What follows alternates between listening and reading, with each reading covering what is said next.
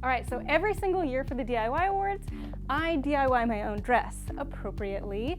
And last year's was really fun. I made it out of a Home Depot bucket for a corset, and then I had a drop cloth skirt. And I think this year I want to go a little bit more edgy.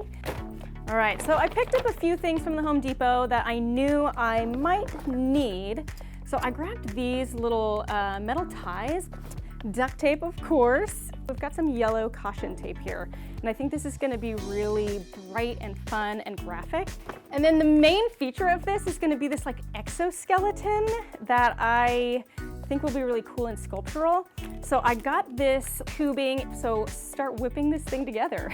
So I think I might put on this kind of like corset thing to sort of figure out the shape that I need to bend these guys.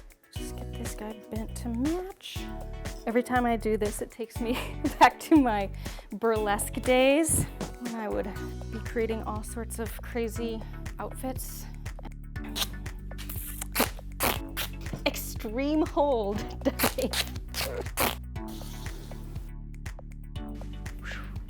Now, just gotta fill in between all of this.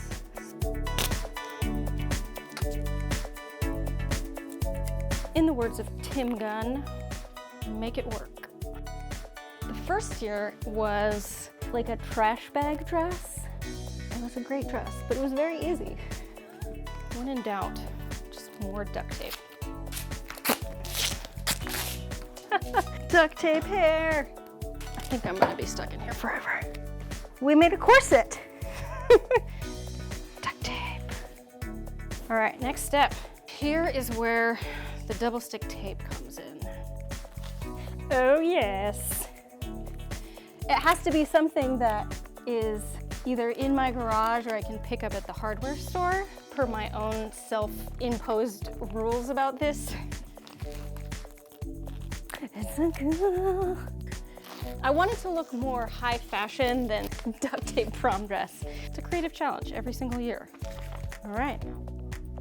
And I'm thinking maybe the skirt will just be a bunch of like all the way across. I'm gonna create an exoskeleton here out of this irrigation tubing. So I'm gonna just basically build it on to my body, and I'll have to cut it off. This is feeling kind of like Jetsons-y, George Jetson. All right, this is looking a little wacky and unfinished, but just wait, it's about to go from Home Depot to Haute Couture. And here we are! This is the finished look. We've got the caution tape on top. We have some garden netting. This is gonna be so much fun. I am so excited that everybody is here. And all of you who are watching online, I am so excited that you are here as well. This is gonna be just the most fun night. We have so many people here from all over the place. We have some people who also put on some DIY dresses as well. We have Danielle here, who made this unbelievable gown. Danielle, can you tell us a little bit about your look here? What do we got going on? Yes, we have lots of paint chips, pretty much the whole section, I would say. Yeah. A little collage action. Yeah, that's amazing. I am so glad that I'm not the only one who's wearing a DIY dress. We have so much fun going on here. We have a step and repeat with the red carpet for the full, experience. We've got a mural, backdrop, photo booth situation going on.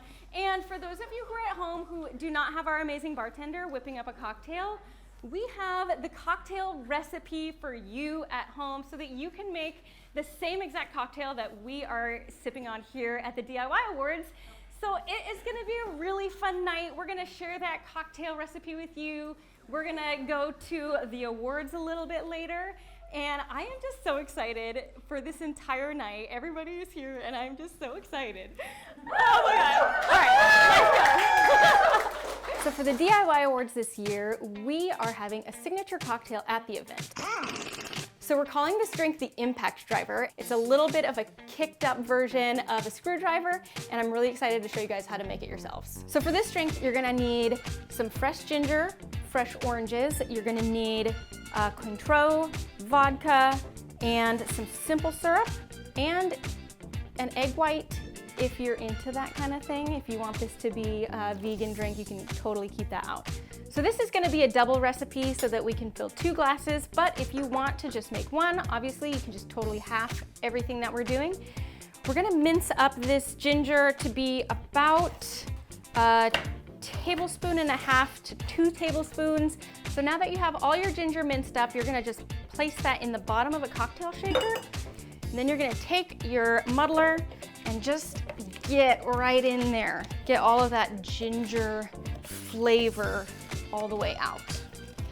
So next, some fresh squeezed orange juice. You can use orange juice just from a bottle store-bought, but I find that fresh squeezed orange juice tastes way better. And then for a double, we're gonna do 2 ounces each of the Cointreau and the vodka. So next we're gonna add in some simple syrup just to balance out all of those other flavors. We're gonna do 1.5 ounces. And the last step, which is optional, is adding in that egg white. I love an egg white because it adds that cool froth to the top. Now lastly, we gotta shake this thing up. So we're gonna put some ice in here and get her shaken.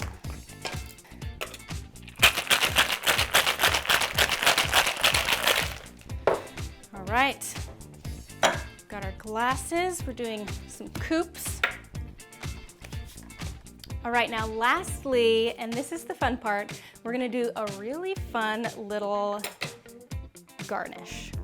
A couple slices of orange, take some candied ginger.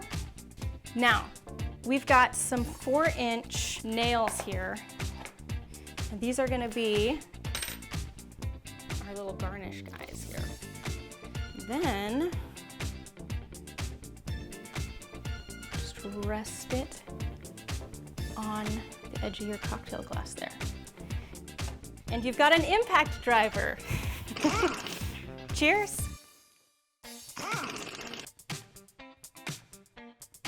So for the mocktail, I wanted to keep a similar vibe and give it that ginger kick, have it nice citrusy, but obviously take out the alcohol. So we're gonna start this with a sugar rim. You can do this on the cocktail as well. It's very easy. You just rub some citrus on the rim of the glass.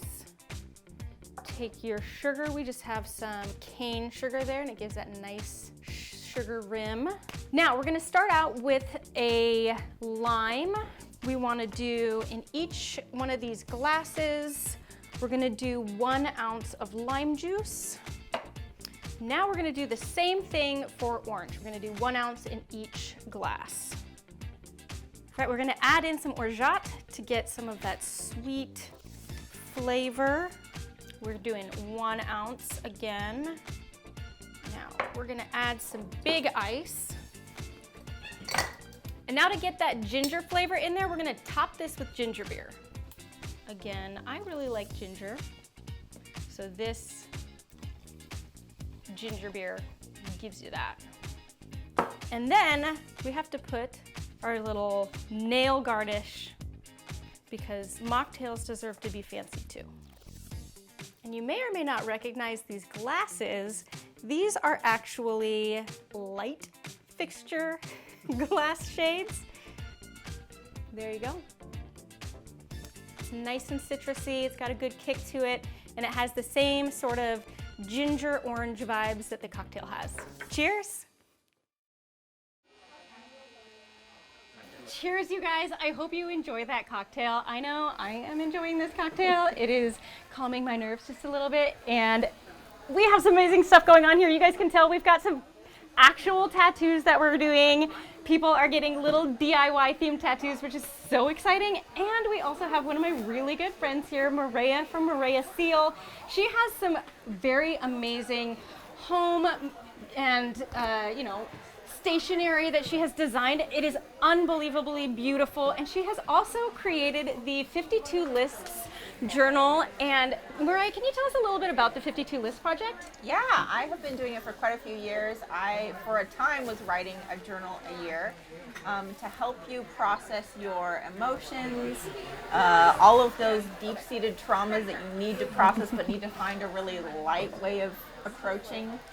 So each of my lists are one list a week. That's why it's 52 lists.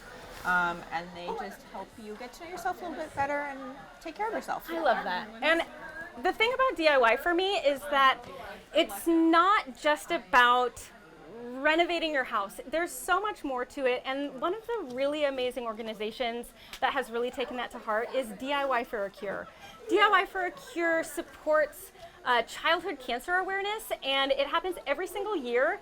One of my really good friends, Kell from Simply Handmade, has created this whole thing, and we do it every single year. I'm really excited to share with you guys about that a little bit more here coming up, but just know that you should be following at diyforacure on Instagram, because they are doing really amazing things throughout the year, and they're gearing up for this upcoming diyforacure in I think it's September, and I am really excited. So let's go learn a little bit about that. My name is Kell. I am the creator behind Simply Handmade. So this right here is my very first build. I built it out of necessity. We didn't have much money when we first got here. And I am a renter-friendly DIYer. I live in New York City with my husband and my 4 children. And I show renters how to make their spaces pretty, and at the end of their lease agreement, they can get that security deposit back. Small space DIY design definitely requires thinking outside of the box. So having a space that has multiple purposes. So behind me is my plant stand. It houses my plants, and it also serves as my workstation. So my dining table, like where I am right now, also serves as a homeschool station for my kids. We're gonna do this. Donald, he is definitely a special child, being the one affected by cancer. About 3 years ago, he got sick. He had fevers that wouldn't stop, and eventually he completely stopped walking, and he was 4 years old. So obviously that was alarming to my husband and I. We took him to the emergency room doctor, and we eventually were transferred to a children's hospital where they found out that he had neuroblastoma, which is a rare cancer. As we got in the rhythm of treatment, and I knew, okay, I'd be at the hospital on these days, I'd be home on these days, so I'd spend time with my kids and also have DIY as an outlet and just allow me to turn my brain off and not have to think about medical decisions or anything like that. I could just relax and chill and just be myself again. After Donald was diagnosed and I started getting more into projects and DIYs, I created a geometric sign with a gold ribbon in the middle, which represents childhood cancer awareness. So I'm a woman of faith, and I heard diyforacure, like randomly out the blue. I was like, okay, God, what is this? And so as I started praying about it more, I just felt, have the DIY community be involved in raising awareness to childhood cancer. And I kind of just took it from there. So I contacted a few of my DIY friends, Liz being one of them, and I contacted my friend one as well, whose son also had AML at the time. Him and Donald were on their 3rd relapse, and I felt helpless. The doctors were like, there's not much we can do. We can just keep trying chemo or do immunotherapy. And all of the options that were available to us were not the best. So I didn't want to just sit idly. I was like, I have to do something. And so I decided to raise funds for neuroblastoma and acute myeloid leukemia. The first year, I think I had a goal of like $500, honestly. And you know, the study that we wanted to fund is like, they need $100,000 to lift it off the ground. The first year we made $30,000. And then the second year we made $25,000. So we're over the halfway mark. So we're at $55,000 this year. So we just designed diyforacure 2023 shirts. We're gonna actually have creators be able to make their own teams within diyforacure, their fundraising page, so they can have personal goals, little giveaways with their audience. It'll be a fun time, and we're having more brands, more giveaways, and we're trying to make it bigger and raise closer to that $100,000 goal. Liz Morrow, she's amazing. She was like, guys, this is not about pretty spaces. Look at this is real life. We need to come and rally together and support these women. And with her help, we raised $30,000 amongst other DIYers. And Liz creating the awards and recognizing the women that are part of this community, not just with DIY, but like we said, with diyforacure, we rally together and we really love and support each other. And that's what it's really about.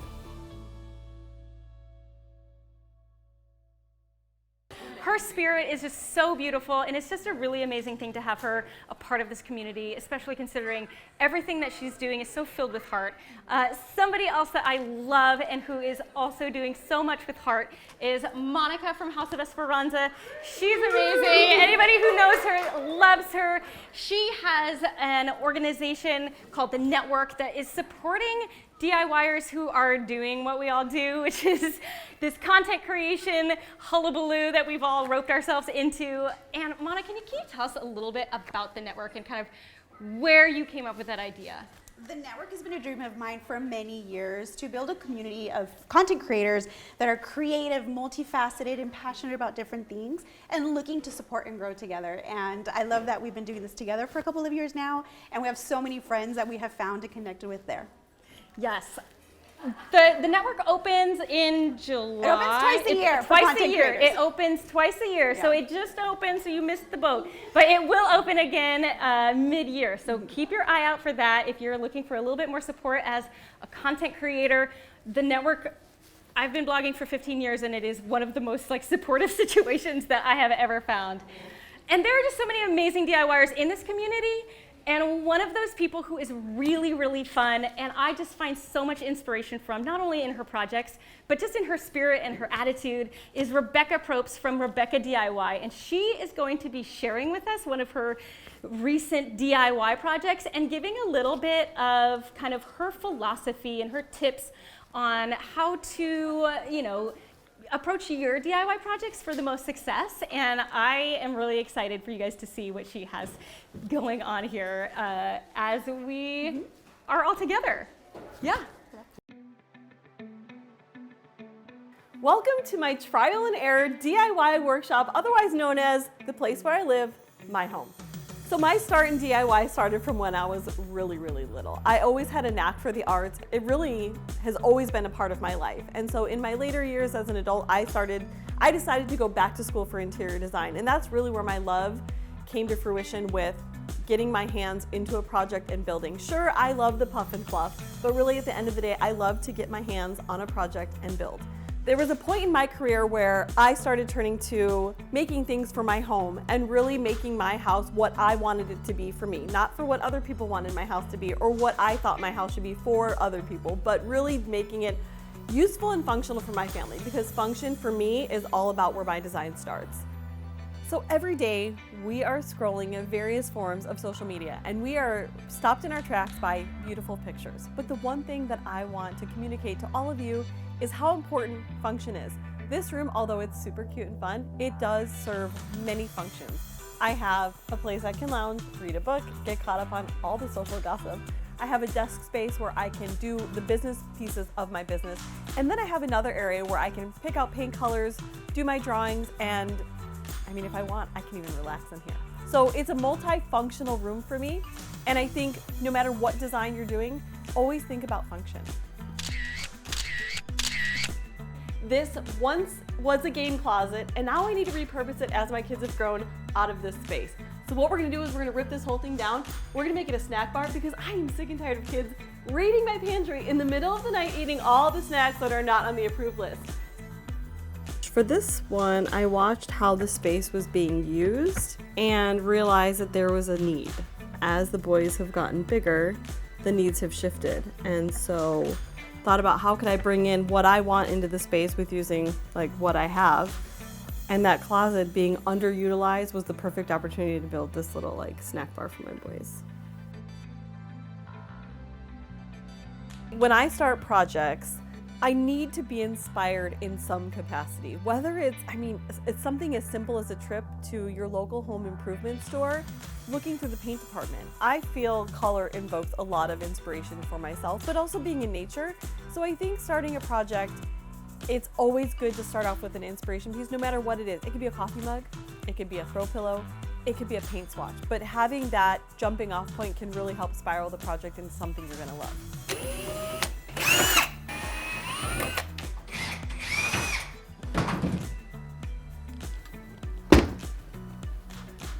So when DIYing a project, one of the biggest tips I can give everyone, whether you're a beginner or an expert, is the planning process. Plan, plan, plan. Sometimes we get so excited when we're jumping into a project that we don't plan accordingly and we get ahead of ourselves. We start buying things that aren't going to fit into the space. We start buying materials that don't really suit the project. So when you're planning materials, you're planning your cuts, you're planning your placement, and that ensures a smoother project. So sometimes your DIY project might not go as planned, and being flexible is one of the best tools personally that I've adopted. And don't let those things during a project discourage you from moving forward. It's gonna happen, but it's about how you overcome those to move forward. And sometimes those happy little accidents become the best mistakes. People ask all the time, where's your limit? What's your limit? What's the next thing? And I think that I love to push myself. I love to dream big. And I will never stop thinking of the next project or the next chapter for Rebecca DIY. It's limitless. And I think if you start breaking down those fears and insecurities about your abilities, you can take it as far as you want to go. I had to head out to my local home improvement store today because I'm looking for cabinets for the snack bar. And they don't have in stock what I need, so I'm gonna have to look online and possibly order it. But while we're here, we might as well head to the paint department and check out some colors because you know I'm gonna be painting, right? Okay, let's get these cabinets ordered so we can move forward with this project. But first, I want to give you a peek at the rendering of what's to come. And finally, you are all here for a very specific reason. So I want to wish a huge congratulations to all of the nominees and winners of this DIY Awards. Thanks for having me.